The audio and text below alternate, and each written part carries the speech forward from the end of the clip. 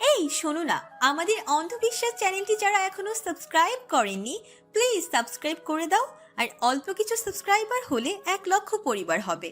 সবাই please subscribe এবং বেশি বেশি শেয়ার করে দাও প্লিজ। আবরার নিজের গাড়ি থেকে নেমেই কপালের ভাঁজ আরো গভীর করলো। সারাদিন অফিস, তারপর রাজনীতির ভারী লোকজন নিয়ে টানা মিটিং।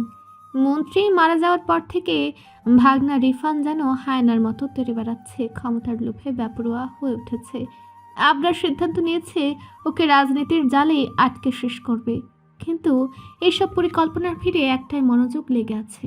কোহলি তাকে দুপুরের পর আর একটা মেসেজও দেয়নি। শরীর ক্লান্ত, মগজ গরম, তবু পা দুটো সোজা রুমের দিকে এগিয়ে গেল।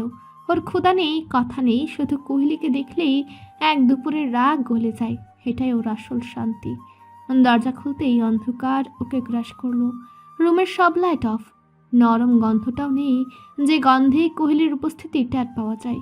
আবরার গভীর ভারী কণ্ঠে ডাক দিল, পাখি। কোনো সাড়া নেই। আবরারের মুগুরের মতো শক্ত চোয়াল আরো শক্ত হলো।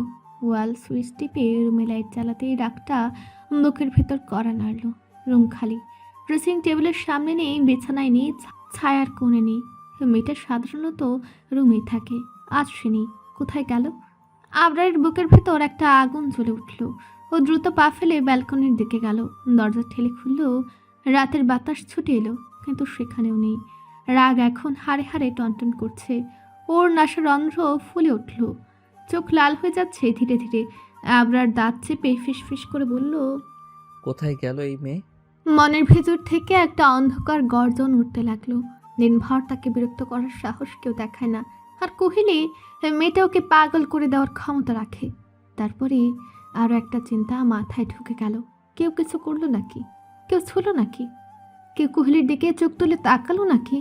পরক্ষণে মনে হলো শত শত বডিগার্ডের মধ্য থেকে ওকে কিভাবে নিয়ে যাবে। আবরারের রাগ আর দম ধরে না। রুম থেকে বেরিয়ে এসে পুরো বাড়ি তন্ন তন্ন করে খুঁজে ফেলল। লিভিং রুম, স্টাডি, গ্যালারি, নিচতলার লবি, কোথাও নেই কোহলি। রাত অনেক হয়ে গেছে, সব মেয়েট ঘুমিয়ে আছে। বাড়িটা অস্বাভাবিক নীরব। হে নীরবতা আবরারের রাগকে আরো ক্ষুধার্ত করে তুলছে। যদি কিছু হয়ে থাকে, যদি কেউ পাখিকে, এই চিন্তা বুকের ভেতর আগুন জ্বালিয়ে দিল। হঠাৎ তার মনে পড়ল ছাদ। আবরার সিঁড়ির দিকে ঝড়ের গতিতে এগিয়ে গেল। পা দুটো ধাপে ধাপে নয়, ঝাঁপিয়ে উঠছে প্রায়। ছাদের দরজায় পা রাখতেই ওর চোখ পড়ল উল্টো দিকে মুখ করে দাঁড়িয়ে আছে সেই মেয়েটা, ওর প্রাণ ভোমরা কোহলি। সাদা চুল রাতের বাতাসে দুলছে।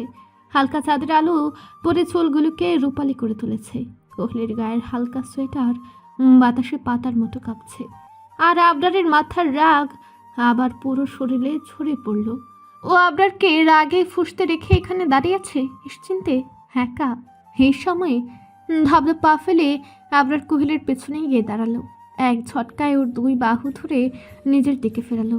ধমক দিতে গিয়ে হঠাৎ আবরার থেমে গেল। কোহলির মুখ দেখেই তার বুকের ভেতরটা হঠাৎ নরম হয়ে গেল। হ্যাঁ, মেয়েটার চোখ দুটো ফুলে উঠেছে, ঠিক যেন অনেকক্ষণ ধরে লুকিয়ে লুকিয়ে কেঁদেছে। নাকের ডগা লাল, চোখের পাপড়িগুলো জমে আছে ভেজা অশ্রুর দাগ। ঠোঁট দুটি তীর করে কাঁপছে, যেন আরেকটু হলেই আবারও কান্না ভেঙে পড়বে। আবরারের বুকের ভেতরটা কেমন করে উঠল। মনের ভেতর দপদপ করতে থাকা রাগ মুহূর্তে মিলে গেল। তার জায়গায় এলো আতঙ্ক। কে কাঁদিয়েছে ওর পাখিটাকে? কে সাহস করেছে? হঠাৎ আবরারের থেকে কোহলি নিজেকে ছাড়িয়ে ছিটকে পিছিয়ে গেল, ঠিক যেন আবরারের স্পর্শটা তাকে জ্বালিয়ে দিচ্ছে। আপনি আমাকে ছোবেন না, আপনি খুব খারাপ, খুব খারাপ। কোহলির কণ্ঠ ভেঙে ভেঙে বেরোলো। আবরার স্থির হয়ে গেল। তার শরীরের প্রতিটা পেশি যেন এক সেকেন্ডে জমে গেল বরফের মতো। ওর চোখে অবাক শূন্যতা। আবরারের গলা কেঁপে উঠল। আমি আমি কি করলাম পাখি? আমার সাথে এভাবে কথা বলছো কেন? কোহলির বুকটা উঠছে নামছে প্রবল শ্বাসে। চোখের কোণা আবারও ভিজে উঠল। গড়িয়ে পড়ল নতুন পানি। কাঁদতে কাঁদতেই ভাঙা গলায় বলল, আপনি দুপুরে সবার সামনে আমাকে যেভাবে ধমক দিলেন, তারপর আবার সরিও বললেন না। কথা বলবো কেন আপনার সাথে? আসলে আমার তো কেউ নেই, তাই আপনি এভাবে আমাকে ধমকাতে পারেন। কথা শেষ হতেই আবরার স্থির হয়ে গেল। ছেলেটা জানেই নাকি প্রতিক্রিয়া দেখাবে, নাকি আদৌ কোনো প্রতিক্রিয়া দেখানোর মতো শব্দ আছে তার কাছে। তার বউটা শুধু একটা ধমকের জন্য এতখানি কেঁদেছে। তার বুকের ভেতরটা কেমন মোচড় দিয়ে উঠল। হঠাৎই আবরার এগিয়ে গিয়ে একটানে কোহলিকে নিজের সাথে মিশিয়ে নিল। এদের মাঝে আর কোনো দূরত্ব নেই। আবরার কোহলির কোমর শক্ত করে ধরল। কোহলি মুচড়ামুচড়ি করতে করতে হাউ মাউ করে কাঁদতেই থাকলো। আর সাথে ছোট ছোট কিল ঘুষি পড়তে লাগলো আবরারের বুকে। প্রতিটা আঘাত যেন আবরারের বুকের উপর নয়, তার অপরাধ বোধের উপর পড়ছে। কোহলি কাঁদতে কাঁদতে কাঁপা গলায় বলল, আমাকে ছেড়ে দিন, আমি চলে যাব। আপনি খুব খারাপ, খুব পচা। আমাকে সব সময় ধমক দেন, তাও মানুষের সামনে। আবরার ঠোঁট কামড়ে হাসলো। তারপর হাত আস্তে আস্তে করে কোহলির জামার ভেতরে দিয়ে ওর শরীরের স্পর্শকাতর জায়গায় হাত দিয়ে বিচরণ করতে থাকে। ব্যাস, কোহলি চুপ হয়ে যায়। হরিণীর মতো ডাগর ডাগর চোখ দিয়ে আবরারের দিকে বিস্মিত হয়ে তাকায়। আবরার তা দেখে নিজের কাজ অব্যাহত রেখে কোহলির কানের কাছে মুখ নিয়ে বলে, please my fucking white rose, তুমি কান্না করো, কজ তোমাকে কান্না করলে ভীষণ হট লাগে। I like it. আবরারের এই আচরণে কোহলি সম্পূর্ণ বিস্মিত। এমন মুহূর্তে এই সবের জন্য সে কখনোই প্রস্তুত ছিল না। তার বুক অচেনা উত্তেজনায় ধুকপুক করছে, আর মুখে কথা আটকে গিয়েছে। ছোট ছোট শ্বাসের মধ্য দিয়ে সে কেবল বলল, আপনি এখনো সরি বলেননি, ছাড়ুন আমাকে। আবরারের চোখে অদ্ভুত এক কমলতা ফুটে উঠল। সে কেবল এক ধীর হাসি নিয়ে কোহলির নাকে নাক ঘষতে ঘষতে বলল, সরি বলবো না জান, আদর দিয়ে সব পুষিয়ে দিব। কোহলির চোখ বড় করে তাকালো, কণ্ঠ কেঁপে কেঁপে ওঠে। আপনি আপনি একটা অসভ্য লোক। ভুল করেছেন, আবারও সরি বলেন না, ছাড়ুন আমাকে। কথাগুলো শেষ করার আগেই আবরার কোহলির উষ্ঠদয় নিজের ঠোঁটের সাথে মেলালো। কোহলির চোখ বিস্ময়ে ছলছল করছিল, মুখে লাজ এবং অবিশ্বাসের মিশ্রণ। সে নিজের শরীরের প্রতিটা সেল জাগ্রত অনুভব করলো। আবরারের স্পর্শে সে মুহূর্তে সব অভিমান, সব দ্বিধা ভুলে গেল। কোহলির হৃদয় যেন থেমে যাওয়ার কাছাকাছি, আর তার মন এক অচেনা জ্বলন্ত উত্তেজনায় ভরে উঠল। আবরারের কোমলতা এবং শক্তি উভয় তাকে আবদ্ধ করে রাখলো, যেন এই মুহূর্তটি পৃথিবীর সব কিছুর বাইরে একটি আলাদা জগৎ। আবরারের দম বন্ধ করা আকাঙ্ক্ষা কোহলির প্রতি মত্ত করে তুলেছে। সে পুরোপুরি হারিয়ে গেছে কোহলির নরম ঠোঁটের স্পর্শে, ছোট্ট শরীরের প্রতিটা স্পর্শে। কোহলির শরীর যেন এক অদ্ভুত সুরে কাঁপছে। বারবার তার ক্ষুদ্রতর বদনে আবরারের হাতের কাছে অচেতনভাবে দুলছে। কোহলি নিজেকে স্থির রাখতে হিমশিম খাচ্ছে। সে আবরারের ঘাড়কে শক্ত করে আঁকড়ে ধরে, যেন নিজের অস্তিত্বের একমাত্র সহায়তা সেই দৃঢ় স্পর্শ। কিন্তু এই ঘাড়ে ধরা স্পর্শই আবরারকে আরো মত্ত করে তোলে। তার চোখে অদ্ভুত জ্বলন্ত আবেগ, আর দেহ যেন এক অদম্য তৃষ্ণায় ভরে উঠেছে। কোহলির নিঃশ্বাস পুরো হয়ে আসে, কণ্ঠ কেঁপে ওঠার শব্দ একটু আগের মতো আর শান্ত নয়। আবরার এতটাই হারিয়ে গেছে যে সময়ের অনুভূতিটা যেন থমকে গেছে। প্রায় 15 মিনিট ধরে কোহলির ছোট্ট শরীর তার স্পর্শে কাঁপছে, আর কোহলিও নিজের ভেতরের উত্তেজনা ও দ্বন্দ্ব সামলাতে হিমশিম খাচ্ছে। শেষ অবধি আবরার যখন বুঝতে পারে যে কোহলির নিঃশ্বাস নেওয়া প্রায় অসম্ভব হয়ে গেছে, তখনই আবরার কোহলিকে ছেড়ে দেয়। মুহূর্তেই কোহলির শরীর হাঁপানিতে ভরে যায়, চোখে জল এবং ফুসফুসে বাতাস ঢোকার চেষ্টা। প্রায় 2 মিনিট সময় লাগে নিজেকে ঠিক করতে, শ্বাস নিতে শিখতে এবং একটু শান্তি ফিরে পেতে। এই ক্ষুদ্র বিরতির মধ্যেও কোহলি বুঝতে পারে আবরারের প্রতি তার অনুভূতি কতটা গভীর, এবং এই এক ঝড়ের মতো উত্তেজনা কতটা ভয়ঙ্করভাবে আকর্ষণীয়। আবরারের হাত এবার ধীরে ধীরে কোহলির কাঁধের দিকে এগোলো।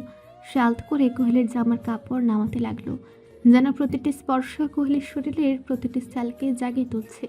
কোহলির বুক কেঁপে ওঠে, শরীর অচেনা উত্তেজনায় ভরে যায়। কোহলি ফিসফিস করে কণ্ঠে বলে, ছেড়ে দিন, আমার ভালো লাগছে না। কিন্তু আবরারের চোখে অদ্ভুত এক হাসি ছড়িয়ে পড়ল। সে বুঝতে পারল কোহলি নিজের অভিমানকে আবরণ করে এই কথা বলছে। তার কানে কোহলির শব্দগুলো পৌঁছালো না, তার উত্তর বরং চুম্বনে ভরে দিল। আবরারের ঠোঁট ধীরে ধীরে কোহলির কাঁধের গায়ে আঁকলো ছোট ছোট চুম্বন, কখনো আলতো, কখনো হালকা কামড়, কখনো শক্তভাবে চুষে নিচ্ছে, যেন কোনো মৌচাক থেকে মধু খাচ্ছে। কোহলি নিজের শরীরের প্রতিটি স্পর্শে এক অচেনা তৃষ্ণা অনুভব করলো। হৃদয় যেন থেমে যাওয়ার আগে একবার উড়ে গেছে। নিশ্চিন্দ্র নিঃশব্দ রাতে শুধুমাত্র আবরারের নিঃশ্বাস আর চুম্বনের মৃদু শব্দ শোনা যাচ্ছে।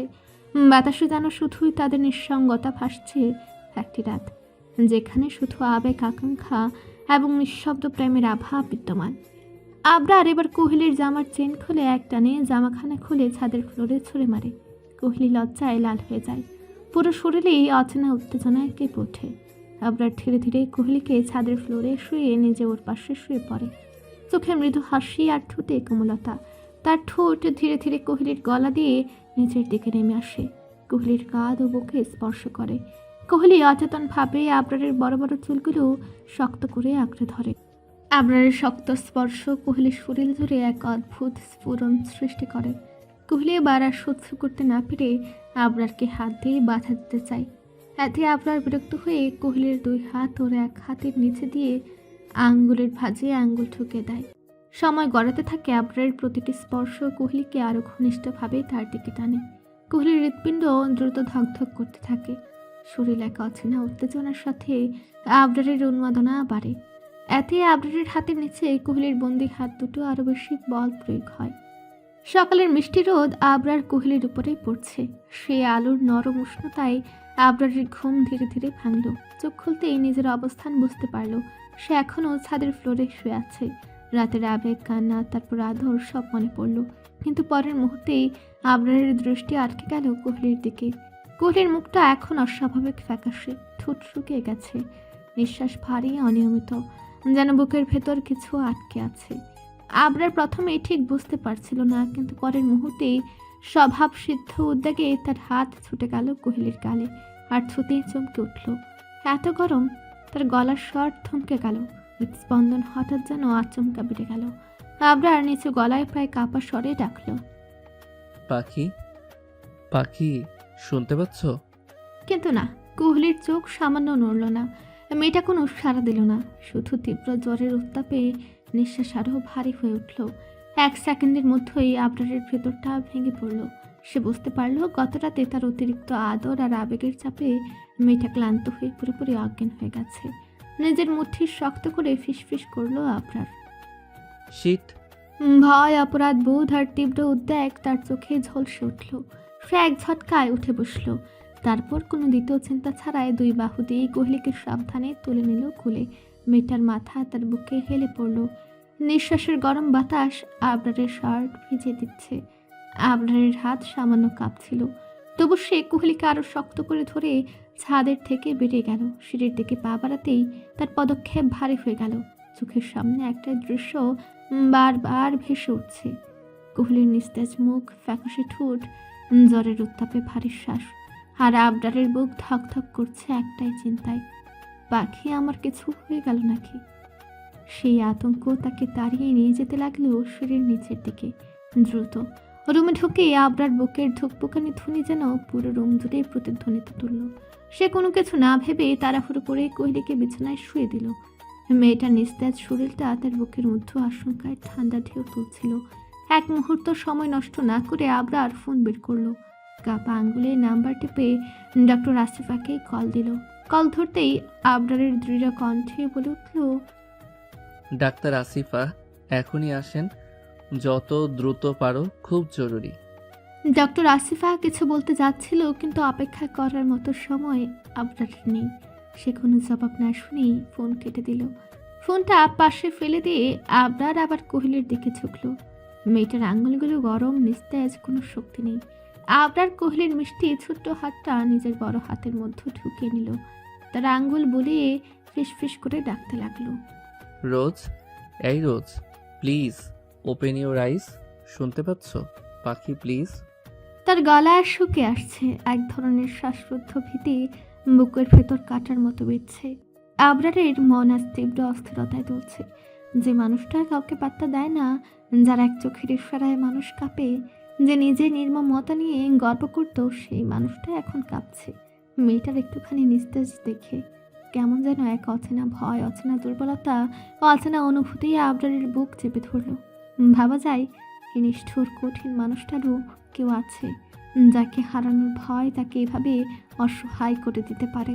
আবরার কোহলির গাল ছুঁয়ে আবার ডাকলো, রোজ প্লিজ আমার দিকে তাকাও, দেখো আমার দম বন্ধ হয়ে আসছে, প্লিজ পাখি উঠো। তার কণ্ঠ ভাঙা কাপা উদ্বেগে ভরপুর। কোহলির নিস্তেজ বুক উঠানামা করছে, আর আবরারের বুকের উপরে ভর করে নামছে আতঙ্কের ভার। হঠাৎ দরজায় ঠক ঠক করে কড়া নাড়ার শব্দ। আবরার তৎক্ষণাৎ নিজের ভেতরের সব ভাঙা ভাব, অস্থিরতা গোপন করে নিল। চোখের পলকে কঠিন পাথর মুখও সে পুরনো রূপে ফিরে এলো। গলা নামিয়ে গম্ভীর স্বরে বলল, ভিতরে আসেন। দরজা খুলে ডক্টর আসিফা ঢুকলেন। রুমের পরিবেশ দেখে তার চোখে এক মুহূর্তের জন্য বিস্ময়ে ঝলকে উঠল। শুধু আবরারের ওভারসাইজ শার্টে মোড়া অবচেতন কোহলি আর তার পাশে বসে থাকা অপ্রতিরোধ্য আবরার, কিন্তু বিস্ময় প্রকাশ করার সাহস তার নেই। আবরার হালকা মাথা ঝাঁকিয়ে ইশারা দিতেই ডক্টর আসিফা কোহলির পাশে গিয়ে বসলেন। তিনি নরম হাতে কোহলির কপাল ছুঁয়ে দেখলেন, তাপমাত্রা অনেক বেশি। পালস দেখলেন, চোখের পাতা টানলেন, তারপর গভীর একটা নিঃশ্বাস ফেলে শ্বাস ছাড়লেন।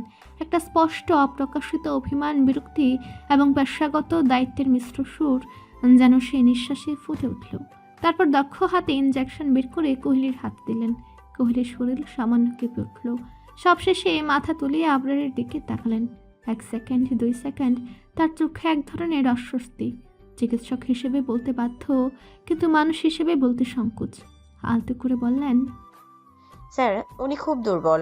তার শরীর এতটা চাপ, এতটা স্ট্রেস নিতে পারবে না। আপনি অর্থাৎ একটু দেখে শুনে ইন্টিমেন্ট হবেন প্লিজ। রুমে তীব্র নীরবতা নেমে এলো। এক মুহূর্তের জন্য আবরারের চোয়ালের বেশি শক্ত হয়ে উঠল। তার ধাতব দৃষ্টি ডক্টর আসিফার উপর পড়তেই তিনি ঠোঁট কামড়ালেন, যেন কথা বলার ভুলটা বুঝতে পারলেন। আবরার ঠান্ডা ধারালো স্বরে বলল, আপনার কাজ শেষ? ডক্টর আসিফা ভোরকে গিয়ে তৎক্ষণাৎ মাথা নোয়ালেন।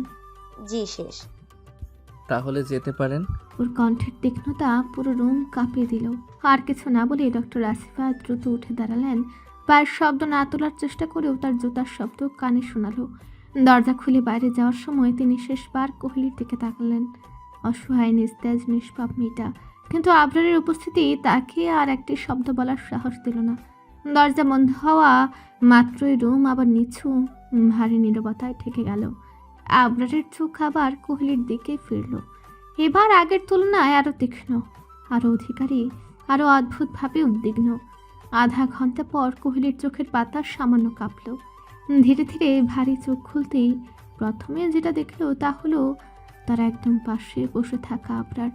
চোখ খোলা মাত্রই আবরারের ভেতরে যেন অন্য এক জগৎ জেগে উঠল। স্বস্তি, উদ্বেগ আর একটু অপরাধবোধ, সবকিছু একসাথে তার মুখে ফুটে উঠল। আবরার তৎক্ষণাৎ ঝুঁকে এলো কোহলির দিকে। পাখি, তোমার এখন কেমন লাগছে? ঠিক আছো? জানো আমি কত টেনশন করছিলাম। I am sorry. কোহলি চোখ পিটপিট করে তাকিয়ে রইল কয়েক সেকেন্ড। হঠাৎই তার মুখে বিস্ময়ের ছাপ। গ্যাংস্টার মাফিয়া আমাকে সরি বলছে? পরক্ষণেই গুমরা মুখে চোখ ছোট করে আবরারের দিকে তাকিয়ে নিচু কণ্ঠে রাগ চেপে বলল, এখন সরি হবে? নিজেকে কন্ট্রোল করতে পারেন না, 2 বার অজ্ঞান করলেন আমাকে, তারপর ডাক্তার ডাকেন। এসবের জন্য আমার মান সম্মান ফালুদা করে দিলেন। কি ভাববে সবাই বলুন তো? এক নিঃশ্বাসে সব বলে ফেলল কোহলি।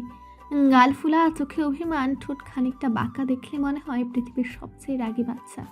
আবরার হঠাৎ কোনো পূর্বাভাস ছাড়াই কোহলিকেই কোলে তুলে নিল। কোহলি চমকে কিছু বলে ওঠার আগেই আবরারের বাহুদয় তাকে শক্ত করে নিজের বুকে আটকে নিল। তার ডান হাত কোহলির কোমর জড়িয়ে ধরেছে এত শক্ত করে যে মনে হয় মেয়েটাকে আর কখনো ছাড়বে না। অন্য হাতটা কোহলির মাথার উপর স্নেহ ভরা স্পর্শে বলে দিচ্ছে। গভীর ভারী কণ্ঠে আবরার বলল, কি করবে বলো? তোমার জামাইটা একটু বেশি কন্ট্রোললেস, চাইলেও নিজেকে কন্ট্রোল করতে পারে না। তোমাকেই এভাবেই সহ্য করতে হবে, এতে কিছু করার নেই পাখি। কোহলি মাথা নিচের দিকে দিয়ে মিনমিন করে বলল, আমার মতো ভোলা ভালা একটা বাচ্চা মেয়ের উপর একটা ষাঁড় নিজের সব বল প্রয়োগ করে, তারপর এসে বলে কন্ট্রোল করতে পারি না। মিনমিন করে বললেও আবরারের কানে একদমই পরিষ্কারে গেল শব্দগুলো। ওর কপালের সঙ্গে সঙ্গেই কচকে গেল। কি? আমি ষাঁড়? কোহলি ব্যঙ্গ ভঙ্গিতে মাথা দুলালো। আপনি ষাঁড়, তাও আবার অসভ্য ষাঁড়, যে আমাকে আদর করতে করতে আধমরা বানিয়ে দেয়। অসভ্য ষাঁড়। আবরারের চোখে সেই পরিচিত দুষ্টু ছিলে। কোহলির গাল দুটো তখনও লাল, মাথা নিচু, কিন্তু বুকের ভিতর কেমন অদ্ভুত কাঁপুনি।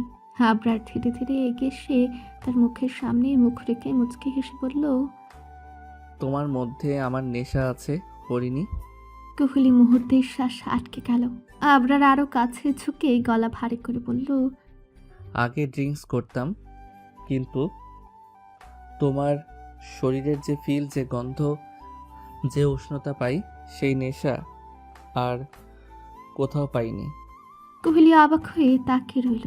তার বুকটা কেমন ছটফট করে উঠল, ভয়, লজ্জা আর অদ্ভুত এক আকর্ষণের মিশ্রণে।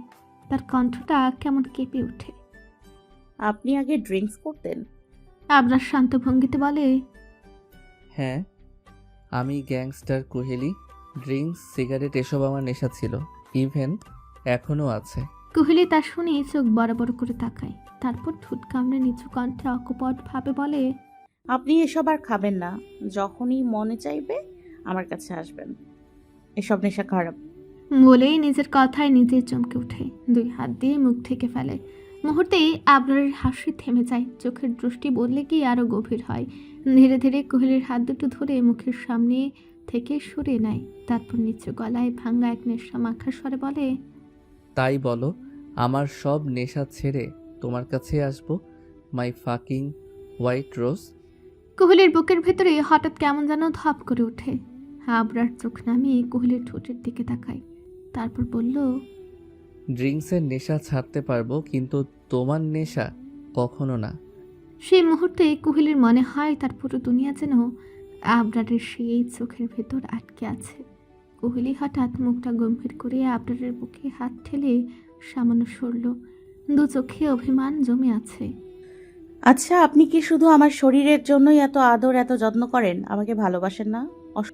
প্রশ্নটা হালকা হলেও আবরারের মুখের অভিব্যক্তি মুহূর্তে বদলে গেল। তার ঘন ভ্রুগুলো কুঁচকে উঠল, চোখে তীক্ষ্ণ একটা ঝলক। তারপর ভারী কণ্ঠে বলল, ভালোবাসা মানে কি জান? সেই তো মাঝরাতে ভালোবাসার কথা বলে টেনে নিয়ে ব্যথা দেওয়া। আচ্ছা, ইন্টারেস্ট ছাড়া তো ভালোবাসা হয় না, তাহলে ওই ওয়ার্ডটার কি প্রয়োজন? আদর কি কম হয়েছে রাতে আরও লাগবে? কোহলির চোখ বরফ হয়ে গেল, ওর গাল ধপ করে লাল হয়ে উঠল লজ্জায় আর রাগে মিশ্রে। আবরার দাঁত দিয়ে নিচের ঠোঁট কামড়ে তাকালো কোহলির দিকে। কোহলি সেটা দেখে আরো নাক মুখ কুচকে বলল, সভ্য সার। আবরারের ঠোঁটের কোণে ধীরে ধীরে বিপজ্জনক এক হাসি ফুটে উঠল। সে কোহলির ঠোঁট নিয়ে আঙুলে তুলে ধরল, চোখে চোখ রেখে ফিসফিস করে বলল, আমাকে সার বললে আবার তোমাকে আদমরা করে ফেলবো হরিণী। কোহলি আর উপায় না পেয়ে আবরারের বুকে মুখ লুকায়, তা দেখে আবরার শব্দ করে হাসে। আবরারের হাসির শব্দ শুনে কোহলিও মুচকি হাসে। আবরারের বুকে বিকাল 5টা। সারাদিন কোহলির পাশে ছিল আবরার। জ্বরটা এখন অনেকটাই কম, কোহলির গালেও হালকা লালচে রং ফিরে এসেছে। তাই আবরার আধা ঘন্টা আগে কাজে বেরিয়েছে। সেই সুযোগে কোহলি নিঃশব্দে বাগানে এসেছে হাঁটতে। একাই এসেছে, কোনো মেয়ের নিয়ে আসেনি। আসার সময় দেখলো সব কয়টা মেয়ের ঝিমাচ্ছে। কোহলি ভাবলো হয়তো সারাদিন কাজ করে সবাই ক্লান্ত, তাই ঝিমাচ্ছে। এতে মায়া হলো কোহলির, তাই আর ডাকেনি। একাই হাঁটতে এসেছে। হঠাৎ গেটের সামনে একসাথে 10টা কালো গাড়ি এসে দাঁড়ালো। ইঞ্জিনের গর্জনে পুরো বাগান কেঁপে উঠল। কোহলি চমকে গেল, এত দ্রুত আবরার ফিরতে পারে? মাত্র তো আধ ঘন্টা হলো গেছে। কিন্তু পরের মুহূর্তেই ভুল বুঝতে পারলো। গাড়ির দরজা খুলে যে লোকটা নামলো তাকে চিনতে 1 সেকেন্ডও লাগলো না। শালার ভাই ফাহিম। সদা ভদ্র মুখ, কিন্তু আজ অদ্ভুত একটা ধার আছে তার দৃষ্টিতে। কোহলি ভদ্রতায় হালকা হাসলো। ফাহিম ভাইয়া, আপনি হঠাৎ আর এখানে? ফাহিম মুচকি হাসলো, কিন্তু সে হাসিতে অদ্ভুত ঠান্ডা কিছু লুকানো। একটিও কথা না বলে সে ধীরে ধীরে কোহলির দিকে এগিয়ে এলো। কথাটি শেষ হবার আগেই ফাহিম ঝট করে রুমালটা কোহলির মুখে চেপে ধরল। কোহলির চোখ বড় হয়ে গেল, হাত পা ছটফট করলো। সেকেন্ড 10 তারপরে শরীর ঢলে পড়ল। ফাহিম কোহলির নিথর দেহটাকে আলতো করে কোলে তুলল। তার ঠোঁটে ধীরে ধীরে এক কর্কশ বাঁকা হাসি ফুটে উঠল। অবশেষে তোমাকে পেয়ে গেলাম কিউটি। ফাহিম নিঃশব্দে কোহলির নিথর শরীরটাকে কোলে তুলে নিল। তার পদক্ষেপে একটু শব্দ নেই, যেন অনেক দিন ধরে পরিকল্পনা করা কোনো কাজ অবশেষে সফল হয়েছে। গাড়ির দরজা খুলতে দুইজন লোক দ্রুত সামনে এগিয়ে সে বডি গার্ডের মতো চারদিকে ঢেকে দাঁড়ালো। ফাহিম কোহলিকে বুকে চেপে ধরে পেছনের সিটে উঠে বসলো। দরজা বন্ধ হওয়া মাত্রই ড্রাইভার ইঞ্জিন স্টার্ট দিল। গাড়িগুলো ঘূর্ণিঝড়ের মতো গেট পেরিয়ে উধাও হয়ে গেল। গাড়ির ভেতরে ক্ষীণ আলো। নরম সিটে কোহলির মাথা ফাহিমের কাঁধে হেলে পড়েছে। কোহলির মুখে এখনো অচৈতন্য, ঠোঁট সামান্য ফাঁকা, নিঃশ্বাস অগভীর। ফাহিম আঙ্গুল বাড়িয়ে তার এলোমেলো চুলগুলো কানে গুঁজে দিল। তার স্পর্শ অদ্ভুত এক মালিকানার আগ্রাসী কোমলতা। মৃদু মোটা শান্ত ভয়ঙ্কর স্বরে ফাহিম বলল, ফাইনালি তোমাকে পেলাম কিউটি। তার কণ্ঠে এক ধরনের বিজয়, এক ধরনের উন্মাদ ভালোবাসা। আঙ্গুল কোহলির গালের উপর দিয়ে নামিয়ে এনে থুতনিতে থামালো। তারপর নিচু কণ্ঠে বলল, আর তোমাকে হারাতে পারবো না, সব সময় তুমি আমার কাছেই থাকবে। গাড়ির ভেতরে আলো ছায়ার মাঝে তার চোখ দুটো লালচে ঝিলিক দিচ্ছিল। কোহলির ঘাড়ের কাছে মুখ নিয়ে গিয়ে ফিসফিস করে বলল, আবরার নিশ্চয়ই তোমাকে কষ্ট দিয়েছে, তাই না? চিন্তা করো না কোহলি, আমি তোমাকে কষ্ট দিব না, কখনো না। কারণ সে গভীর শ্বাস নিল, যেন কোনো পাগল আবেগ তাকে গ্রাস করেছে। কারণ তুমি আমার বাগানের সবচেয়ে সুন্দর, সবচেয়ে মূল্যবান ফুল, আর এই ফুলটাকে আমি কারো হাতে পড়তে দিব না। ফাহিমের বুকে কোহলিকে আরো শক্ত করে জড়িয়ে ধরল। আস্তে গাড়ি শহর থেকে মিলিয়ে যেতে লাগলো, কোহলির অসহায় নিস্তব্ধ দেহকে সাথে নিয়ে। রুমটা অদ্ভুত শান্ত, নিঃশব্দ, অর্ধেক অন্ধকার। দেয়ালের ল্যাম্পগুলো থেকে নরম কমলা আলো পড়ছে। এই আলোতে যেন সব কিছুই সন্দেহজনকভাবে সুন্দর। হঠাৎ খুব কাছ থেকে একটা কণ্ঠ ভেসে এলো, নিচু, রহস্যময় আর অনুভূতিহীন, শান্ত। সাদা চুলের রানী, শুনতে পাচ্ছ? কোহলির বুক ধক করে উঠল। যদিও চোখ তখনও আধ খোলা, কণ্ঠটা আবারও কাছে ঝুঁকে গা ছমছমে নরম গলায় বলল, দেখো, তোমাকে নরক থেকে এনে স্বর্গে এনেছি আমি। এখন আমরা সুখে সংসার করব। কোহলির চোখের পাতা কেঁপে উঠল। ধীরে ধীরে, খুব ধীরে সে পিটপিট করে চোখ খুলল। দৃষ্টিতে প্রথমে ভেসে উঠল ছাদের গোলাকার ডিজাইন। সবকিছুই অপরিচিত। গলা শুকিয়ে আছে, মাথা ভার করে আছে, অনেকক্ষণ অজ্ঞান ছিল তার কারণে। সে আস্তে করে উঠে বসলো, হাত দিয়ে বিছানার চাদর ধরল। চোখ চারদিকে ঘুরতেই মনের ভিতর ঘূর্ণিঝড়ের মতো স্মৃতি ফিরে এলো। গেট, 10টা গাড়ি, ফাহিম ভাইয়া, মুখে রুমাল, তীক্ষ্ণ ঘুমের গন্ধ, তারপর সব অন্ধকার। মুহূর্তেই শরীর ঠান্ডা হয়ে গেল। কোহলি কাপা গলায় সামনে তাকালো। সেখানে বসে আছে ফাহিম, একদম আরামে, যেন অনেকদিন ধরে এই মুহূর্তের অপেক্ষায় ছিল। চোখে অদ্ভুত এক কোমলতা, ঠোঁটে নিয়ন্ত্রণহীন নীরব হাসি, যা ভালোবাসা নয়, একটা অধিকারের অনুভূতি। কোহলির ভেতরটা ধপ ধপ করে উঠছে। মনে হচ্ছিল বুকের ভেতর একটা অদৃশ্য হাত চেপে ধরেছে। ভয়, অচেনা জায়গা, অচেনা নীরবতা, আর সামনে বসা ফাহিমের স্থির অবিচল দৃষ্টি, সব মিলিয়ে কোহলির হাত পা ঠান্ডা হয়ে আসছিল। তবুও নিজেকে জোর করে শান্ত করলো। কাপা ঠোঁট দুটা একবার ভিজিয়ে নিল, তারপর জোর করে কথা বলল, আপনি আমাকে এখানে কেন এনেছেন? তার কণ্ঠে ভয় লুকানো, কিন্তু সাহসও ছিল। ফাহিম একটু মাথা কাত করলো, যেন তার প্রশ্নটা খুব স্বাভাবিক। তার ঠোঁটে নরম অথচ বিপজ্জনক একটা হাসি ফুটে উঠল। কারণ তোমার তো ওখানে থাকতে কষ্ট হচ্ছিল, তাই না? কোহলি দম আটকে তাকে রইল। ফাহিম কথা চালিয়ে গেল, আমি তাই তোমাকে এখানে এনে রেখেছি, নিরাপদে আমার কাছে। তার কথায় এমন কোমলতা ছিল যা ভীষণ অস্বস্তিকর। ফাহিম ধীরে ধীরে উঠে দাঁড়ালো, কোহলির দিকে এগিয়ে এলো, তবে ছুঁয়নি। সামনে দাঁড়িয়ে খুব শান্তভাবে বলল, বিশ্বাস করো, আমি তোমাকে জোর করব না, কখনো না।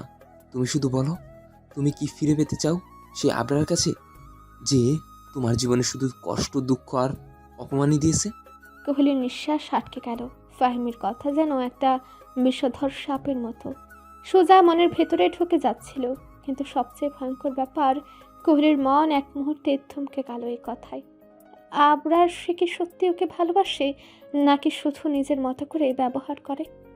দুবার অজ্ঞান হয়েছে সবার সামনে, ধমক, রাগ, অতিরিক্ত অধিকার, আরও অনেক কিছু। ফাহিমের প্রশ্নটা হঠাৎ খুব যুক্তিসঙ্গত মনে হলো তার কাছে। আবরারের কাছে কেন যাবে? কোহলি গলায় শব্দ আটকে ফেলল। মনে হলো বুকের ভেতর কোথাও কিছু ভেঙে যাচ্ছে। ফাহিম তার মুখের পরিবর্তনটা খুব মনোযোগ দিয়ে লক্ষ্য করলো। তার ঠোঁটের কোণে তৃপ্তির হাসি ফুটল। এটা সে চেয়েছিল, ঠিক এটাই। আর কোহলি প্রথমবারের মতো সত্যি ভয় পেতে শুরু করলো, ফাহিমের নয়, নিজের অনুভূতির। গাড়ি রাত 8টার দিকে সে ধীরে ধীরে থামলো আবরারের বাড়ির সামনে। আজ কোহলি অসুস্থ, এই ভাবনাটাই সারাদিন আবরারের মাথা ভার করে রেখেছিল। মন টিকছিল না কোথাও। যতই ব্যস্ততা থাকুক, যতই মিটিং লম্বা হোক, মেয়েটার চিন্তা তার মনকে রেহাই দেয়নি। প্রজেক্ট নিয়ে সীসা কথা বাড়িয়ে ফেলায় দেরি হয়ে গেছে, না হলে আরো আগে চলে আসতো। বডিগার্ড দরজা খুলতেই আবরার দ্রুত নেমে এলো। তার চেহারা গম্ভীর, চোখে তীব্র তাড়াহুড়োর ছাপ। পেছন থেকে এক বডিগার্ড ছুটে এসে দরজা ধরলো, কিন্তু দুপা এগোতেই এক অদ্ভুত দৃশ্য তার চোখের সামনে ভেসে উঠল। সামনের লনে দরজার সামনে বাগানের গেটের ধারে যেদিকে তাকাই, জায়গায় জায়গায় বডিগার্ড পড়ে আছে, স্থির, নড়ছে না। শরীর নীলছে, শ্বাস নেই, এটা স্পষ্ট। আবরার জমে গেল। অনুভূতিটা শব্দে বোঝানো যায় না। রাগ নয়, ভয় নয়, বরং এমন এক শীতল আতঙ্ক যা সবচেয়ে ঠান্ডা রক্তের মানুষকেও কাঁপিয়ে দিতে পারে। তার সাথে থাকা বডিগার্ড ছুটে গেল কয়েকজনের দিকে। আবরার ধীরে ধীরে হাঁটু গেড়ে বসলো এক বডিগার্ডের পাশে। শরীর স্পর্শ করতেই ঠান্ডা বরফের মতো মনে হলো। পুরো শরীর নীল, আবরারের গলা নিচু, অদ্ভুত শান্ত, অথচ ভেতরে আগ্নেয়গিরি ফেটে যাচ্ছে। ধীরে ধীরে চারদিকে তাকালো। বাড়িতে আজ মাত্র 500 বডিগার্ড ছিল, আর বাকিদের অন্য কাজে পাঠানো হয়েছিল। তবু সবাই পড়ে আছে একসাথে, নির্বিঘ্নে, কোনো শব্দ ছাড়াই। এটা সাধারণ আক্রমণ নয়, এটা পরিকল্পিত, খুব নিখুঁত এবং ভয়ঙ্কর। তার বুকের ভেতর হঠাৎ একটা চিন্তা বজ্রপাতের মতো নেমে এলো। রোজ। আবরার ধাপ করে দাঁড়িয়ে গেল, মাথা উত্তপ্ত হতে লাগলো, গলা শুকিয়ে গেল, চোখ রক্ত লাল হয়ে উঠল। পাখি? নিচু স্বরে ফিসফিস করলেও শব্দটা ছিল ধ্বংসের বার্তা। 1 সেকেন্ড দেরি না করে বাড়ির দিকে ছুটে গেল। আবরার বাড়ির দরজায় ঢুকতেই থমকে দাঁড়ালো। পুরো ফ্লোর জুড়ে অস্বাভাবিক নীরবতা, নীরবতা যেটা বাড়ির মতো জায়গায় কখনোই থাকে না। 1 সেকেন্ড পরে সে হুঙ্কার দিয়ে ওঠে। এটা কি অবস্থা? দেখলো একজন দুইজন নয়, বাড়ির সব মেয়েট মেঝেতে অচেতন হয়ে পড়ে আছে। কারো চোখ বন্ধ, কারো নিঃশ্বাস প্রায় শোনা যায় না, যেন কোনো অদৃশ্য ঝড়ে সে সব কিছুকে নিশ্চুপ করে দিয়েছে। আবরারের বুকের ভেতরটা মুহূর্তে শক্ত হয়ে গেল। সে দৌড়ে ছুটল বেডরুমে, খালি। তারপর গেস্ট রুম, তারপর কিচেন, তারপর ছাদ, তারপর বাগান। বাড়ির কোনো কোণ, কোনো দরজা, কোনো রুম কিছুই বাদ রাখলো না। প্রতিটি জায়গায় ঢোকার সাথে সাথে তার গলা আরো উঁচু হতে লাগলো। রোজ, রোজ, প্লিজ বাইরে এসো। এরকম মজা আমার মোটেও পছন্দ না। দেখো, আমার হৃদয় কাঁপছে। তুমি কোথায়? তার কণ্ঠে রাগের চেয়ে ভয় বেশি ছিল, একটা কাঁপা কাঁপা ভয়, যে ভয় খুব কম মানুষই আবরারের চোখে দেখেছে।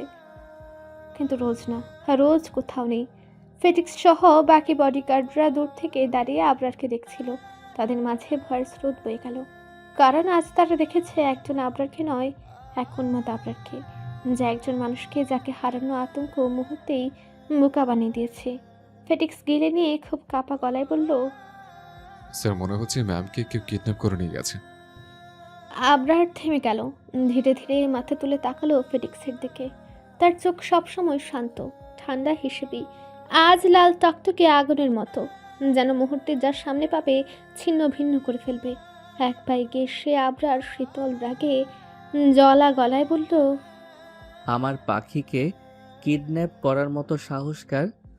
শেষ শব্দটা যেন দেয়াল ভেদ করে বেরিয়ে গেল, যে শুনে সে বুঝবে এক ঝড় জন্ম নিয়েছে। হঠাৎ আবরার কিছু একটা ভেবে পকেটে ফোন বের করে দ্রুত স্ক্রিনে একটি নাম স্পর্শ করলো। আজিজুল শেখ, দেশের প্রধানমন্ত্রী।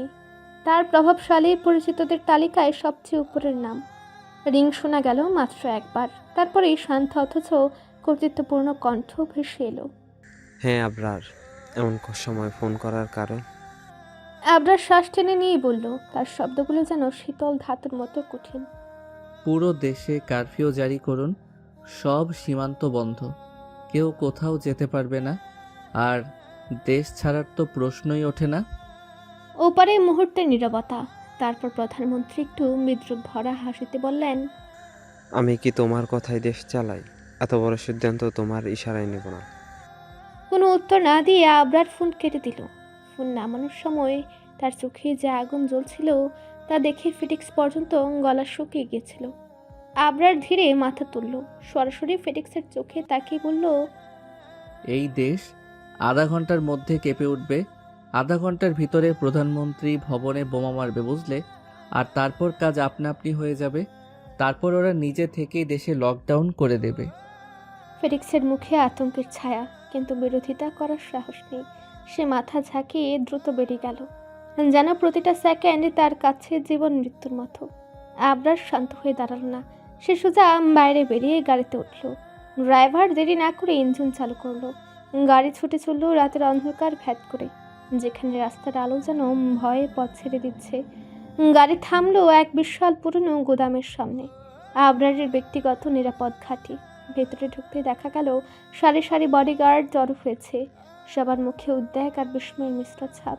আবরার যখন কাউকে এভাবে একত্র করে তখন সাধারণত কোনো ঝামেলা নয়, কিছু বড় অস্বাভাবিক এবং বিপজ্জনক কিছু ঘটতে যাচ্ছে।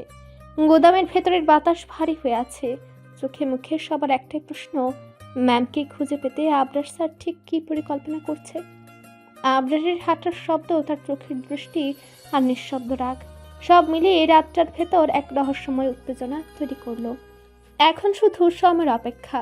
আবরার ধীরে ধীরে এগিয়ে এসে সবার সামনে দাঁড়ালো।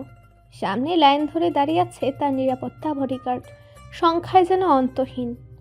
আলো পড়ে তাদের কালো ইউনিফর্মে ঝলসে উঠছে ধাতব ব্যাজগুলো। চারদিক নিস্তব্ধ, শুধু ফ্লোরের উপর ভারী বুটের চাপা শব্দ। এক মুহূর্ত থেমে আবরার গভীর শ্বাস নিল, তারপর বজ্র কণ্ঠে বলল, শুনে রাখো সবাই, আজ রাত শেষ হওয়ার আগেই আমার স্ত্রীকে খুঁজে বের করতে হবে। 100 হেলিকপ্টার আকাশে উঠবে, 20,000 গাড়ি রাস্তায় নেমে যাবে, 10,000 ট্র্যাকিং কুকুরও নামানো হবে। পুরো দেশ জুড়ে অনুসন্ধান চলবে, 1 ইঞ্চিও বাদ না। তার কণ্ঠের শেষ দিকটা এত তীক্ষ্ণ হয়ে উঠল যে বাতাস যেন থমকে গেল। উপস্থিত সবাই অবচেতনেই কেঁপে উঠল। কোনো শব্দ নেই, সবাই শুধু তার চোখের আগুন টের পাচ্ছে। আবরার আরেকবার চোখ বুলিয়ে নিল সারি সারি বডিগার্ডের দিকে। একটা সুযোগ দিচ্ছি তোমাদের, ব্যর্থতা চলবে না। নিঃশব্দে গাই গাই করা গড়গড় শব্দের সামনে এসে দাঁড়ালো প্রধান নিরাপত্তা কর্মী। মাথা নত করে গম্ভীর স্বরে বলল, জি বস, ব্যবস্থা হয়ে গেছে, অপারেশন শুরু হচ্ছে এখনই। আবরার আর কিছু বলল না, শুধু ঘুরে গাড়ির দিকে হাঁটা শুরু করলো। তার পেছনের সাথে সাথে দৌড়ে দাঁড়ালো সব বডিগার্ড, কালো পোশাক, ভারী ধাতব অস্ত্র, টর্চ লাইটের আলো, সব মিলিয়ে এই মুহূর্তের মধ্যে চারপাশে যুদ্ধ প্রস্তুতি নেওয়ার মতো উত্তেজনাপূর্ণ পরিবেশ তৈরি হলো। গাড়ির দরজা খুলতেই আবরারের চোখে আবার সেই দৃঢ় সংকল্প ফিরে এলো। আজ রাতটায় পুরো দেশ জানবে একজন মানুষ তার প্রিয়জনের জন্য কত দূর যেতে পারে। গাড়ির দরজা বন্ধ হতেই আবরারের চারপাশে নেমে এলো এক ধরনের ভারী নীরবতা। ইঞ্জিনের মৃদু গর্জন আর দূরে টহলরত গাড়িগুলোর হেডলাইট সব মিলিয়ে পরিবেশটা যেন অদ্ভুতভাবে চাপা। প্রায় আধা ঘন্টা পথ যাওয়ার পর হঠাৎ আবরার পকেট থেকে ফোন বের করলো। স্ক্রিন অন হতেই সাদা আলো তার মুখে প্রতিফলিত হলো। সে ফেসবুকে ঢুকলো এবং প্রথমে চোখ পড়ল ব্রেকিং নিউজ, আজকের তাজা খবর। প্রধানমন্ত্রীর বাসভবনের ভয়াবহ বিস্ফোরণ, পুরো ভবন আগুনে পড়েছে। ভেতরে ছিলেন প্রধানমন্ত্রী, তার স্ত্রী, মেয়েড ও নিরাপত্তারক্ষী। কারো সন্ধান মেলেনি, আক্রমণকারীর পরিচয় অজানা। দেশ জুড়ে 3 দিনের কারফিউ ঘোষণা করেছে আর্মি কমান্ড। তদন্ত চলবে, আরও আপডেট পেতে আমাদের সাথে থাকুন। খবরটা পড়ার পর গাড়ির ভেতর এক মুহূর্তের জন্য সময় থমকে। আলো আধারের মাঝে আবরারের মুখটা একটু ঝুঁকে এলো, চোখ শুরু হয়ে গেল, ঠোঁটের কোনায় অদ্ভুত এক বাঁকা হাসি ফুটে উঠল। গাড়ির ভেতর নীরবতা ভেঙে হঠাৎ আবরারের ফোন বেজে উঠল। স্ক্রিনে ভেসে উঠল পরিচিত নাম, ফিটিক্স। 1 সেকেন্ড সময় নষ্ট না করে আবরার কল রিসিভ করলো। লাইন ওপাশ থেকে অতৎপর কণ্ঠ, স্যার, কাজ হয়ে গেছে।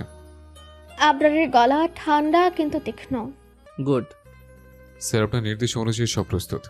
100 হেলিকপ্টার আকাশে উঠেছে, 20,000 গাড়ি রাস্তায় টহল দিচ্ছে, 10,000 ট্র্যাকিং কুকুর নামানো হয়েছে, আর 50,000 বডিগার্ড সার্চ শুরু করেছে। জঙ্গল, পাহাড়, শহর, গ্রাম, একটাও জায়গা বাদ দিচ্ছে না। আবরারের চোখ একটু বন্ধ হলো, যেন হিসাব মিলিয়ে নিচ্ছে। মুঠোফোনের দিকে তাকিয়ে নিচেও কিন্তু ভয়ঙ্কর শান্ত কণ্ঠে বলল, খুঁজতে থাকো। আর শোনো, আজ রাত শেষ হওয়ার আগে আমি পাখিকে চাই। যদি না পাই তাহলে সবাইকে মেরে পুঁতে দিব। শেষে কথাটা খানিকটা জোরে বলল। ফেলিক্স ভয় পেল, তবু নিজেকে সামলে দ্রুত সম্মতি জানালো। আচ্ছা স্যার, নির্দেশ পালিত হবে। কল কেটে যেতেই গাড়ির ভেতর আবারও নেমে এলো চাপা অন্ধকারের মতো নীরবতা। গাড়িটি তখন ঘন জঙ্গলের পাশ দিয়ে ছুটে চলছে। লম্বা গাছের ছায়া হেডলাইটে কাঁপছে, যেন কোনো অজানা ইঙ্গিত দিচ্ছে। ঠিক তখনই আবরারের চোখ পড়ল রাস্তার ধারে দাঁড়িয়ে থাকা একটা মেয়ের দিকে। তবে মেয়েটা উল্টো দিকে মুখ দিয়ে দাঁড়িয়ে আছে, কিন্তু অদ্ভুত ব্যাপার হলো মেয়েটাকে পেছন থেকে একদম কোকিলের মতো লাগছে। অল্প আলোয় দেখা যাচ্ছে হালকা হাওয়া আর সাদা চুল উঠছে, যেন কোনো রহস্যের ছায়া তাকে ঘিরে আছে। আবরার চোখ শুরু করে তাকালো। ড্রাইভার, গাড়ি থামাও। ড্রাইভার যেন বজ্রাহত, তৎক্ষণাৎ ব্রেক চাপলো। গাড়ি থেমে গেল অন্ধকার জঙ্গলের মাঝে। আবরার দরজা ঠেলে গাড়ি থেকে নেমে এলো। বাতাসে হালকা কুয়াশা, জঙ্গলের ভেতর থেকে আসছে অচেনা গন্ধ। দূর থেকে বাতাসে দুলছে পাতার শব্দ। সব মিলিয়ে পরিবেশটা অস্বাভাবিকভাবে রহস্যময়। আবরার এগিয়ে গেল সে মেয়েটার দিকে। অল্প আলোয় দাঁড়িয়ে থাকা মেয়েটার মুখ পরিষ্কার দেখা যাচ্ছিল না। আবরার হাত বাড়ালো, ছুতে যাবে, ঠিক তখনই দৃশ্যটা যেন ভেঙে গেল। মেয়েটা এক মুহূর্তে 5টি ছায়ায় বিভক্ত হয়ে গেল, আর চারপাশে দাঁড়িয়ে থাকা সব অবয়ব এক নামে মিলে গিয়ে রইল শুধু কোহিলি। কোহিলের হাসি কানে এলো, কিন্তু কোনো বাস্তব অস্তিত্ব নেই। আবরার এক পা পিছিয়ে গেল, চারদিকে শুধু ধোঁয়াটে অবয়ব, ঝাপসা হাসি আর হাত বাড়ালেই মিলিয়ে যাওয়া মুখ। আবরারের শ্বাস ভারী হয়ে উঠল। সে বুঝে গেল এটা বাস্তব নয়, এটা তার নিজের হ্যালুসিনেশন। এক মুহূর্তেই হাঁটু ভেঙে বসে পড়ল মাটিতে, 2 হাত দিয়ে মাথা চেপে ধরল। হঠাৎই সে ফেটে চিৎকার করে উঠল। পাখি। চিৎকারটা এত তীব্র ছিল যে জঙ্গলের ভেতর লুকিয়ে থাকা পশু পাখিরাও চমকে উঠে চারদিকে ছুটে গেল। আবরারের চোখে জল ঝলমল করতে লাগলো, কণ্ঠ ভেঙে গেল, আতঙ্ক আর অসহায়তায় ভরা। পাখি, তুমি কোথায়? প্লিজ প্লিজ আমার কাছে ফিরে আসো। তোমাকে ছাড়া আমি থাকতে পারছি না। পাখি, পাখি রে। তার কণ্ঠে এমন বেদনা ছিল যে দূরে দাঁড়িয়ে থাকা বডিগার্ডরা থমকে দাঁড়িয়ে গেল। আর আবরারকে তারা কোনোদিন দেখেনি। হেড গার্ড জলিল দ্রুত এগিয়ে এসে আবরারের পাশে বসে পড়ল। চোখে মুখে চিন্তার ছাপ, কিন্তু কণ্ঠ শান্ত এবং দৃঢ়। স্যার, দয়া করে নিজেকে সামলান। আমরা ম্যামকে খুঁজে আনবো আজ রাতেই। আপনি শান্ত হন প্লিজ। আমরা সব দিক দিয়ে সার্চ করছি। আবরারের নিঃশ্বাস তখনও ভারী, কিন্তু জলিলের স্বর তাকে সামান্য হলেও স্থির করলো। আবরার জলিলের দিকে ধীরে ধীরে তাকালো। আবরারের চোখ দুটো লাল তবু তীক্ষ্ণ, এক ধরনের ভয়ঙ্কর দৃঢ়তা সেখানে জ্বলছে। সে গভীর শ্বাস নিল, তারপর ঠান্ডা ধারালো কণ্ঠে বলল, জলিল, 300 কুকুর আনো, আমি নিজেই খুঁজবো। এখানে থেকে শুরু করব খোঁজা। জলিল থমকে গেল, কারণ আবরারের মুখের সে আগুন সে বহুদিন দেখেনি। এটা ছিল এমন এক দৃঢ়তা যেন ওর সামনে কেউ দাঁড়াতে পারবে না। 1 সেকেন্ডও নষ্ট না করে জলিল পাশের বডিগার্ডের দিকে তাকালো। কোনো শব্দ হলো না, শুধু চোখের ইশারায় যথেষ্ট ছিল। বডিগার্ড সঙ্গে সঙ্গে মাথা নত করে সম্মতি দিল, তারপর দৌড় দিয়ে অদৃশ্য হয়ে গেল অন্ধকারের ভেতর। জঙ্গলের চারদিক তখন স্তব্ধ, শুধু হালকা বাতাসে পাতার মর্মর শব্দ। মাটির নিচে যেন অদ্ভুত এক স্পন্দন ছড়িয়ে আছে। আবরার এখনও বসে আছে, একদম স্থির হয়ে। তার চোখ জঙ্গল জুড়ে খুঁজছে, প্রতিটা গাছ, প্রতিটা ছায়া, প্রতিটা শব্দ সে শোনার চেষ্টা করছে। জলিল আবরারের পাশে বসে চিন্তিত চোখে তাকিয়ে আছে, আর আবরার আগুনে পোড়া দৃষ্টিতে দেখছে পুরো জঙ্গলটাকে, যেন নিজের চোখ দিয়ে অন্ধকার ছিন্ন করে ফেলবে। অল্প দূর থেকে কুকুরের ভৌতিক গুঙ্গানি শোনা গেল। কুকুরগুলো আসছে। পাখিকে খুঁজে পাওয়ার যুদ্ধ এখন আরও এক ধাপ এগিয়ে গেল। ফাহিম এখনও পুরো পরিস্থিতি বোঝার চেষ্টা করছে। কয়েক মিনিট আগেও কোহলি ভয় আর দুশ্চিন্তায় কাঁপছিল, আর এখন যেন কিছুই হয়নি, স্বাভাবিকভাবেই বসে আছে। ফাহিম কুচকে যাওয়া ভ্রু নিয়ে কোহলির দিকে তাকালো। তুমি ঠিক আছো তো? কোহলি একেবারে শিশু সুলভ ভঙ্গিতে বলল, ভাইয়া খিদে পেয়েছে। ফাহিম স্তম্ভিত। এত ভয় পাওয়ার পর কেউ এমনভাবে খাবার চাইতে পারে? তুমি সত্যি খেতে চাও? তাহলে কি খাবো না? খিদে পেয়েছে তো। ফাহিম একটু হেসে মাথা নেড়ে বলল, ঠিক আছে, তুমি বসো, আমি এখনই খাবার এনে দিচ্ছি। সে ঘর থেকে বেরিয়ে যেতেই দরজা ধীরে বন্ধ হওয়ার শব্দ হলো। সেই শব্দটা মিলিয়ে যাওয়া মাত্রই কোহলির মুখের শান্ত ভাবটা এক মুহূর্তে বদলে গেল। সে চেয়ারে বসে থাকা অবস্থায় এক লম্বা স্বস্তির নিঃশ্বাস ফেলল। তারপর দ্রুত উঠে দাঁড়ালো। চোখে এখন অন্য এক আগুন, অন্য এক উদ্দেশ্য। চেয়ারের উপর রাখা ফাহিমের ফোনটা সে তুলে নিল। আঙুলের ছোঁয়ায় স্ক্রিনে আলো জ্বলে উঠল। সে ঠিক এটাই আশা করেছিল, ফাহিম যেন ফোনটা রেখে যায়। তারপর ফোন হাতে নিয়ে কোহলি দরজার দিকে এগিয়ে গিয়ে বুঝলো দরজাটা ফাহিম বাইরে থেকেই লাগিয়ে দিয়েছে। তার বুকের ভেতর ধুকপুকানি বাড়তে লাগলো। সময় খুব কম, যদি ফাহিম ফিরে আসে তাহলে আর রক্ষা নেই। কাপা হাতে ফাহিমের ফোনটা শক্ত করে ধরে সে দ্রুত আবরারের নাম্বার ডায়াল করলো। স্ক্রিনে কলিং শব্দটা যেন হাজার বছর সময় নিচ্ছে। ওদিকে আবরার তখনও জঙ্গলে কুকুর আর বডিগার্ডদের নিয়ে পাগলের মতো অনুসন্ধান চালাচ্ছে। মাটিতে হাঁটু গেড়ে গাছের ছায়ার নিচে প্রতিটা শব্দের দিকে কান পেতে একটাই নাম ডাকছে বারংবার, পাখি। ঠিক তখনই তার ফোন বেজে উঠল, অচেনা নম্বর। আবরার প্রথমে কেটে দিতে চাইলেও আঙুল ছুঁয়ে গেল স্ক্রিনে, কিন্তু হঠাৎ কিছু একটা অনুভব করে আবারও ফোনটা কানে তুলল। হ্যালো। ওপাশে কোহলির কাপা গলা। আপনি শুনতে পাচ্ছেন? আমি কুহেলি। এক মুহূর্তে আবরারের শ্বাস থেমে গেল। তার চোখের লাল ভাব, উত্তেজনা সব বদলে গেল নিস্তব্ধতায়। পাখি, পাখি তুমি কোথায়? কোহলির গলা আটকে গেল। এতক্ষণ জমে রাখা ভয়, ব্যথা, কষ্ট সব মিলিয়ে হঠাৎ ফুঁপে কেঁদে উঠল। আবরার তৎক্ষণাৎ কণ্ঠ শক্ত করল, কিন্তু ভালোবাসার স্নেহে ভরা সেই সুর। পাখি, পাখি রিল্যাক্স, কাঁদবে না, শান্ত হও। বলো তুমি কোথায় আছো, আমি এখনই আসছি। কোহলির শ্বাস যেন ঠিক মতো ওঠানামা করছে না। হেঁচকে তুলে কাঁদতে কাঁদতে কথা বলতে লাগলো। আমি ঠিক ঠিক বলতে পারছি না, কিন্তু মনে হচ্ছে এটা সিলেটের লাক্কাতুরা চা বাগান। আপনি প্লিজ ফোনটার লোকেশন বের করে এখানে চলে আসুন, আমার খুব ভয় লাগছে। তার গলা কাঁপছে, কথা টুকরো টুকরো হয়ে বেরোচ্ছে। ফাহিম ভাইয়া বাজে কথা বলছে আমাকে। জানেন কি বলছে? আমি যেন আপনাকে ডিভোর্স দিই এবং তাকে বিয়ে করি। কিন্তু আমি তো আপনার স্ত্রী, তাই না? আপনি বলুন তাহলে আমি কেন আপনাকে ছেড়ে ওনার কাছে আসবো? ওপাশে আবরারের মুঠি শক্ত হয়ে গেল। তার বুকের ভেতর তীব্র রাগ জমে উঠছে, কিন্তু সে সেটা কণ্ঠে ফুটতে দিল না, কারণ এখন কহিলে এমনি ভয় পেয়ে আছে। আর তার প্রথম কাজ হলো তাকে শান্ত করা। তাই আবরার গভীর শ্বাস নিয়ে ফোনের ওপার থেকে খুব শান্ত গলায় বলল, রোজ রিল্যাক্স। আমার জান তো সবসময় স্ট্রং, তাই না? তাহলে আজ এভাবে ভেঙে পড়ছো কেন? শোনো, তুমি যখনই ভেঙে পড়বে তখনই আমার কথা মনে করবে। এখন এক কাজ করো, কান্না থামাও আর চোখ দুটো বন্ধ করো। কোহলি তাই করলো। প্রথমে কান্না থামালো, তারপর ধীরে ধীরে চোখ বন্ধ করলো। আবরারের কণ্ঠ আরো নরম হয়ে গেল, যেন ওর বুকের ভেতর থেকে বেরিয়ে আসছে।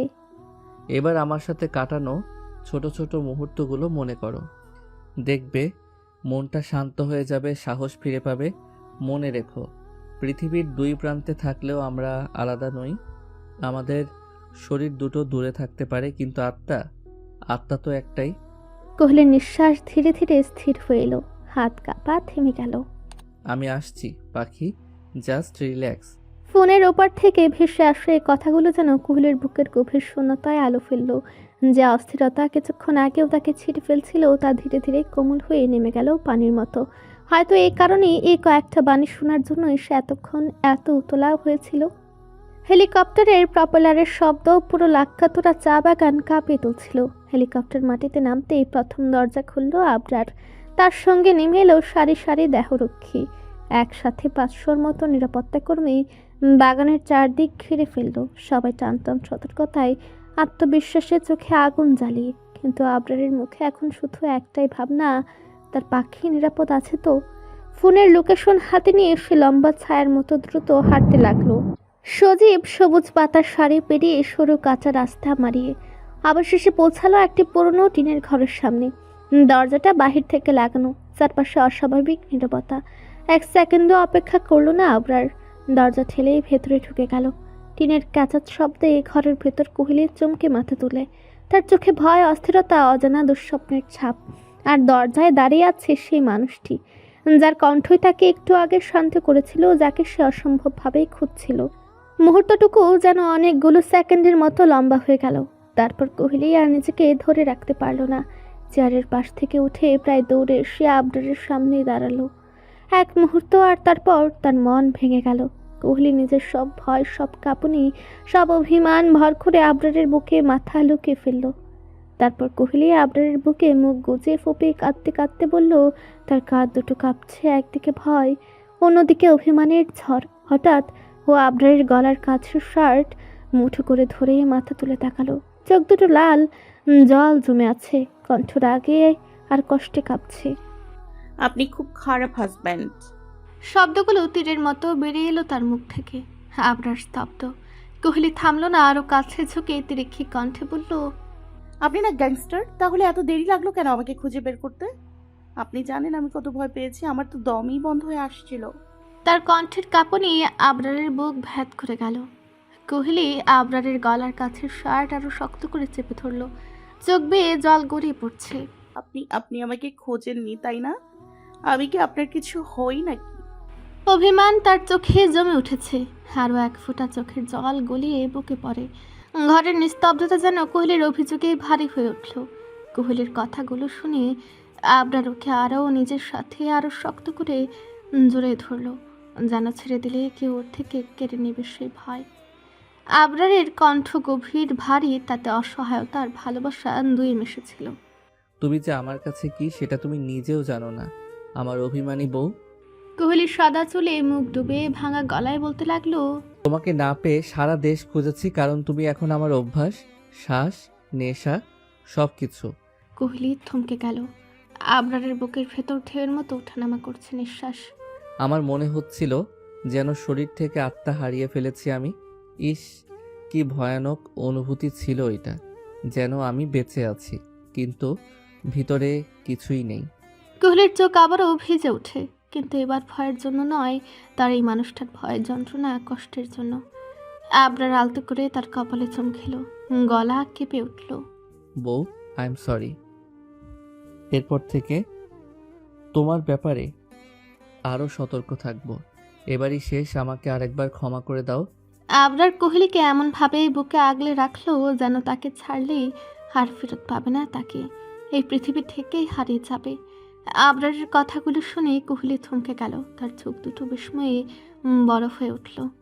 এই মানুষটা যে সব সময় পাথরের মতো গম্ভীর, যার এক দৃষ্টি দেখে কানাডা থেকে বাংলাদেশ পর্যন্ত মাফিয়া দুনিয়া কেঁপে ওঠে, সেই মানুষ সরি বলতে পারে? তার উপর তাকে না পেয়ে পুরো দেশ তন্না তন্না করে খুঁজে বেরিয়েছে। এ যেন কোহলির কাছে কোনো স্বপ্নের মতোই লাগছে।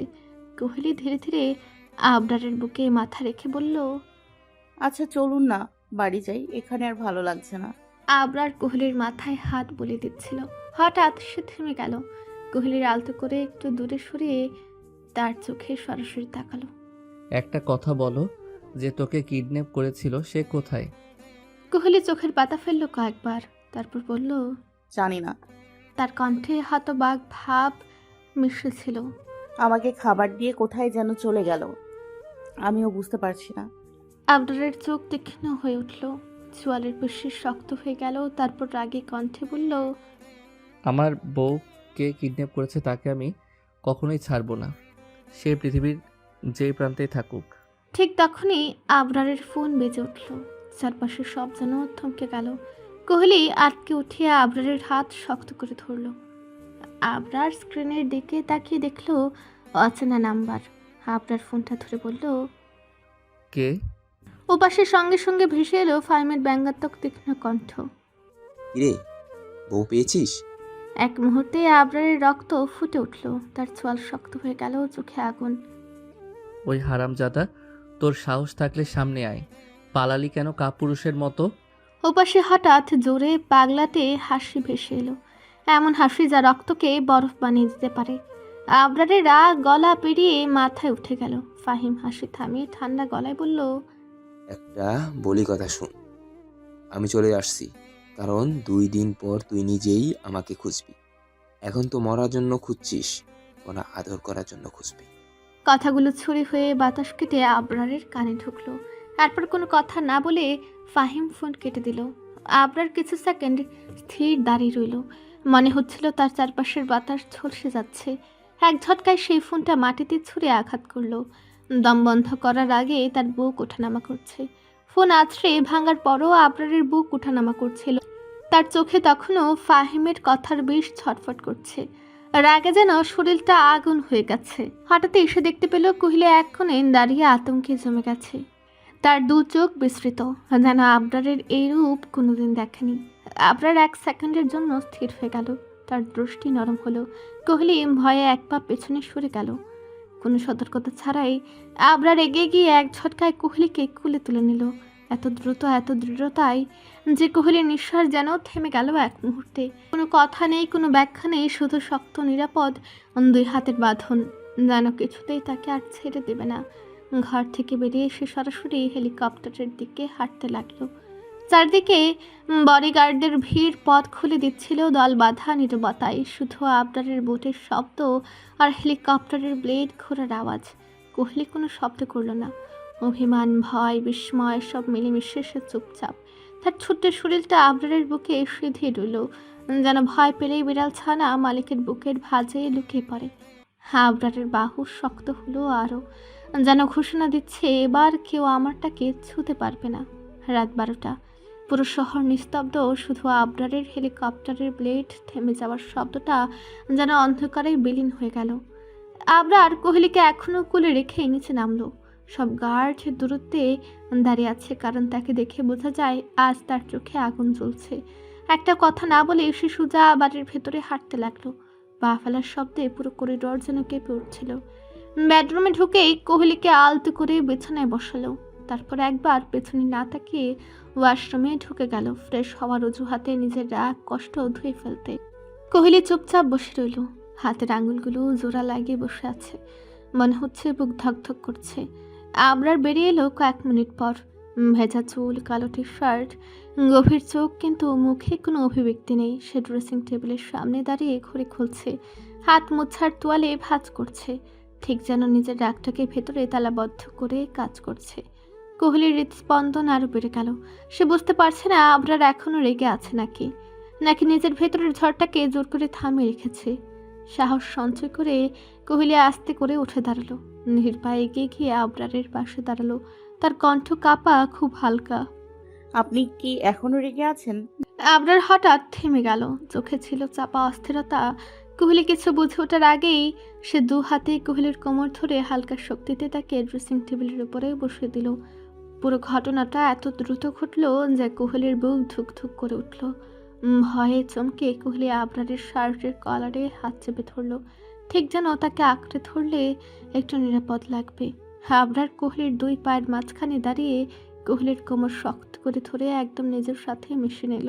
মুখটা খুব কাছে, নিঃশ্বাস গরম, কিন্তু গলার নরম অস্থির হলেও রাগ নেই। তারপর বলল, পাখি, তুমি কি একটু বুঝতে পারছো আমি কতটা চিন্তায় ছিলাম? ওই ছেলেটা তোমার সঙ্গে এমন কিছু করেছে যেটার জন্য তুমি অসুস্থ হতে পারো। কোনো সমস্যা হয়েছে? আবরারের কণ্ঠে এক অদ্ভুত কাঁপুনি।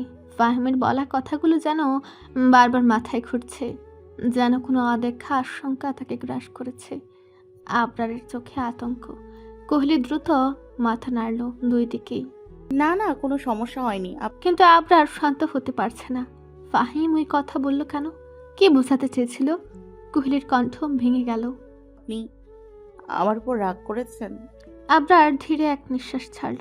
কোহলির হাত নিজের হাতে নিয়ে খুব শান্ত স্বরে বলল, না পাখি, তোমার উপর রাগ করতে পারি আমি? তোমাকে নিয়ে ভয় পেয়েছি, সেই জন্যই এত উত্তেজিত হয়ে গেছি। তার চোখে তখন শুধু একটারই ছাপ, ভালোবাসা, দুশ্চিন্তা আর হারানোর ভয়। আবরারের এই ব্যাকুলতা দেখে কোহলির যেমন ভালো লাগলো, আবার খারাপও লাগলো। ইস, মানুষটা না জানি কতটা কষ্ট পেয়েছে এই কয়েক ঘন্টায়। তারপর আস্তে করে আবরারের গলার কাছে শার্টের কলার ধরে আরো কাছে টান দিল। আবরার ঠিক বুঝতে পারছে না কোহলি কি চাই। কোহলি হঠাৎ আবরারের ঠোঁটে ঠোঁট মিলিয়ে দিল। আবরার বিস্মিত হয়ে চোখ বড় বড় করে ফেলল। এটা কি সত্যি? আবরারের সময় লাগলো নিজের বিস্ময়করতা কাটাতে। অতঃপর আবরার নিজের হাত রাখলো কোহলির পৃষ্ঠদেশে, একদম নিজের সাথে মিশে দিল। 1 ইঞ্চি দূরত্ব রাখলো না।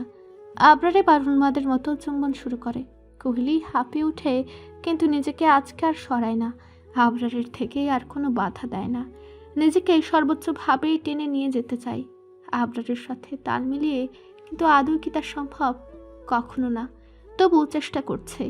আবরার পুরো মাতোয়ারা হয়ে গেছে কোহলির অধর খানার উপরে।